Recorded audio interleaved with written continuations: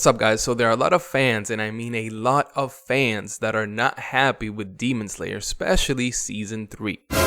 And I think this all has to do with Tanjiro. What's up, guys? My name is Manny. Welcome to my channel where we discuss everything anime and Jesus. I know it's a little weird, but we have a little bit of a community going, so can't be that weird, right?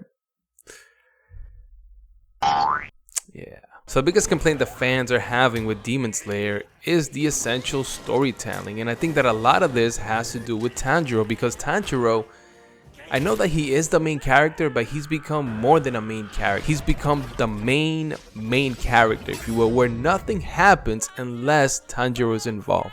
And the thing about this is that this is actually very unrealistic, because if we think back to Season 1, there hasn't been that much time that has passed. And for Tanjiro, at this time, to basically surpass most of the Hashira and do all of these things that even Hashiras haven't been able to do, it's very unrealistic and it's very tough to sell.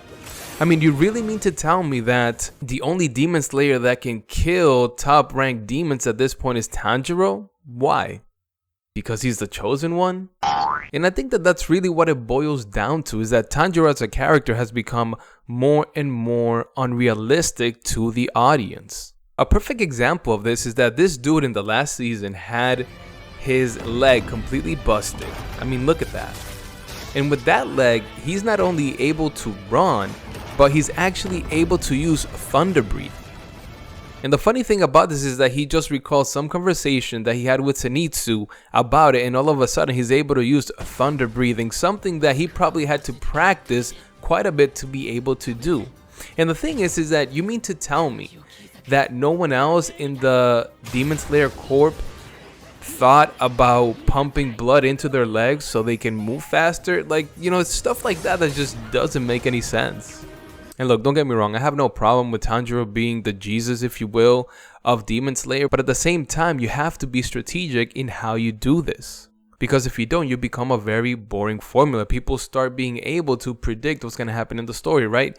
And then all these tension moments that are supposed to be holding us in suspense no longer hold the same effect, because we know that at the end of the day, Tanjiro is going to come up with something, he's going to save the day. You know, it's the same thing when it comes to doing the flashback for the demons. Look, the first time we saw this, I thought that everyone thought it was kind of cool, right? Getting a little bit of background. But now that we see this again, right? When you show somebody a trick once, it's very surprising.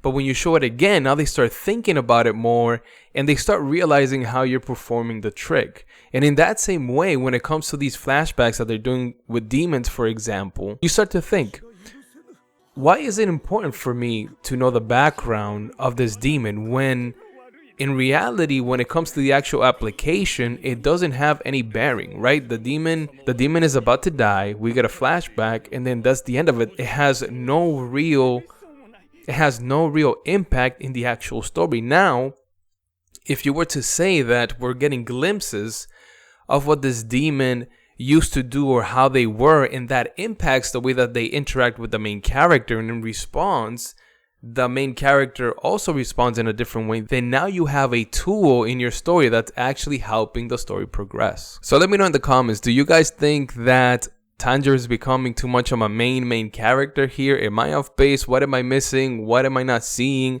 Remember, guys, I have not read the manga, so I'm purely going off of what we're getting in the anime. Alright guys, that's all that I had for you today, and as always, I just want to remind you that we must persevere.